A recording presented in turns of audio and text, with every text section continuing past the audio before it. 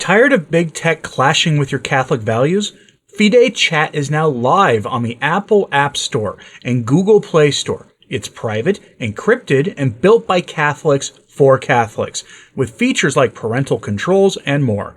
Connect securely with family, friends, and groups. Download Fide Chat at fide.email. Technology without compromise.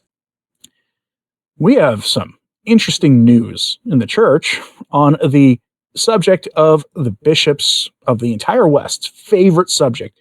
No, not James Martin types. They typically will leave that for their private synodal encounters at beach houses behind the scenes.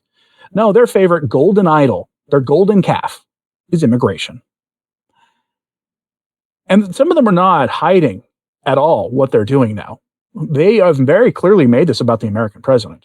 I'm still trying to wrap my head around why bishops outside the U.S. care about the American president. But there seems to be an institutionalized West-wide case of TDS going on. And you will see this here in Catholic Conclave. Article posted on October 31st, All Hallows Eve. Headline: artwork featuring Trump on the cross will now be on display starting All Saints Day. Yeah, that's a thing. And you're looking at something like that, you have to wonder. You could make the case that there's some weird people on the political right who have essentially committing idolatry towards the American president, because they do that. Some people do. Let's not lie to ourselves. Could be responsible for that. This is full on TDS, and I'm going to show you why it is. But first, here's some details from this, because this is an amazing story that leads perfectly into why the bishops have completely lost the plot on this. After being initially canceled, the artwork will now be shown for All Saints Day in Basel, Switzerland, which redefines the boundaries between holiness and sin. Saint or Sinners by Mason Storm depicts Donald Trump on the cross. An artwork depicting the U.S. president on the cross will be shown in Switzerland despite ongoing criticism. The responsible gallery Glace 4 from Zug announced this on Friday. The internationally discussed work Saint or Sinner by Mason Storm will be on display behind glass for 2 weeks starting November 1st in Basel's Art District. The gallery stated the timing of this rescheduled exhibition was deliberate. All Saints Day commemorates not only those officially canonized, but all people who have led exemplary lives. In this context, Storm's work radically poses the question of whether someone can be both a saint and a sinner. Can you be a contradiction? And who has the right to judge? By leaving the answer to these questions to the public, the artist places the viewer in the role of judge, savior, and witness. Provocation here is not an end in itself, but a method of enlightenment. The gallery advertises the exhibition. The artwork is thus a test of our own moral standards. Right. And here's the thing about this. The bishops in Switzerland could have gotten on the phone with those Protestant leaders that they are all buddy-buddy with there, and they could have all said, in one unified Christian cross-denominational ecumenical voice, "No, this is gross. Please stop." Crickets. Why is that? Because this is their golden calf, immigration. And suddenly they find themselves in a weird position. This is from Catholic World Report. If you wonder why the bishops are losing their minds over this issue, a lot of it has to do with money, both from the government and the tithing money. Headline: silent majority of U.S. Catholics support Trump's immigration enforcement efforts. People, if you're part of this silent majority, not just majority, but the silent part, it's time to start really being silent about this. You need to find a way to let your bishops know that they are wrong and back it up with the teachings of the church. This cannot be a purely partisan resistance to them. You have to know what the church teaches on the subject at hand, on immigration. And you have to know the facts of things and correct them.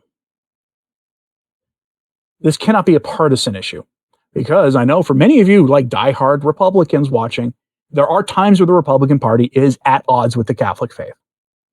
There are, unequivocally. But on this issue, you got to know what the church teaches on the issue and why what the bishops are doing, what the Pope is advocating, is at odds with the Catholic faith. You have to know the facts on the ground. about how they are advocating for people to be brought in so they can be exploited as a means to an economic end, or worse than that, being used for perverse, unspeakable evil. Where are all those kids? There's only 300,000 of them. They found maybe 100,000 at this point. That's a lot of people missing, a lot of very young people missing. Estimates are we're talking 30 million people, give or take. It's like 10% of the US population. Used as an economic means to an end and as a political means to an end by a corrupt political party that cannot accept that their positions are so out of touch with the general population that they're willing to bring in new people to send to the polls to make sure they can keep their power. So stop being silent about this. You got to educate yourself on what the church teaches on this. Can't just be a partisan issue. Here are the details. Catholics who do not gather for anti-enforcement rallies organized by high-ranking Catholic prelates are a silent majority, according to conservative Catholic immigration experts. As the Trump administration's immigration enforcement efforts continue to intensify, Catholics across the country have committed to observe days of prayer and public witness for migrants through the efforts such as the One Church, One Family initiative, spearheaded by the Western Jesuits. However, according to some conservative Catholic immigration experts, the number of Catholics who are opting out of such vigils are a silent majority.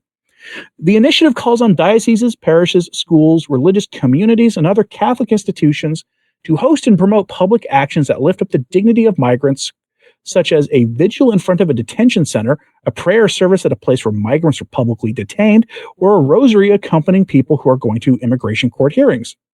I think that there are a large number of American Catholics who are supportive of what the president is doing with respect to immigration.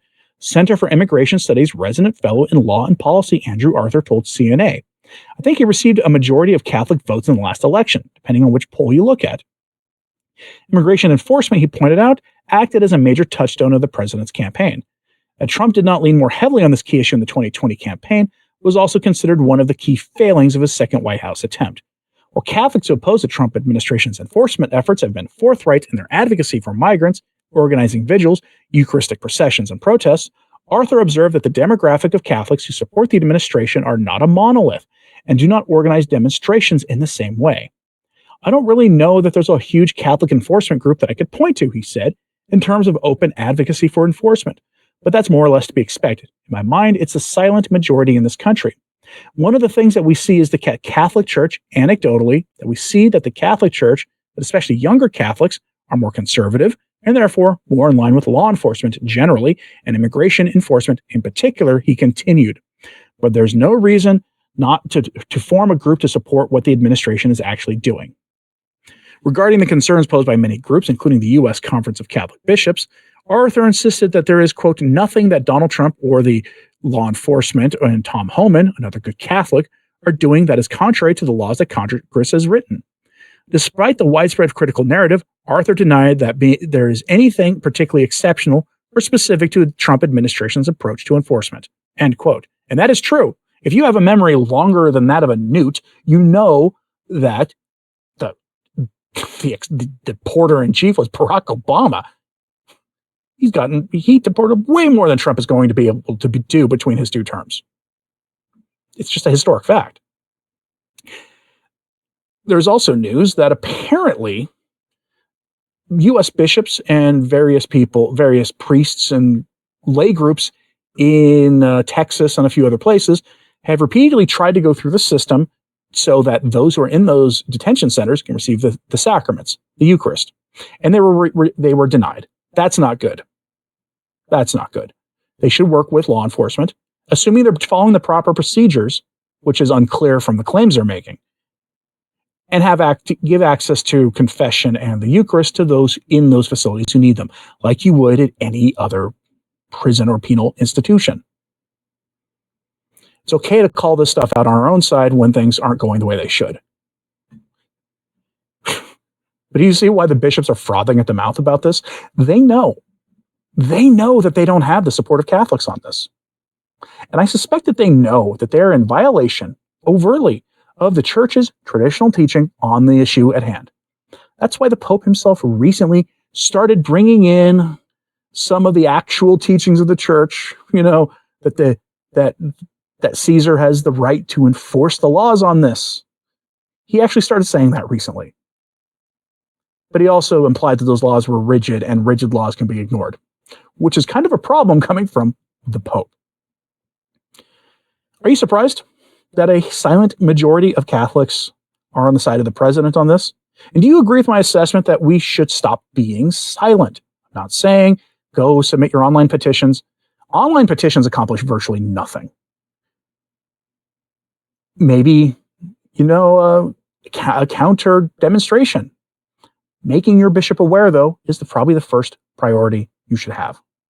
The bishops need to be aware that they are in violation of the church's teachings on this, that they can argue for more humane treatment. That's totally fine.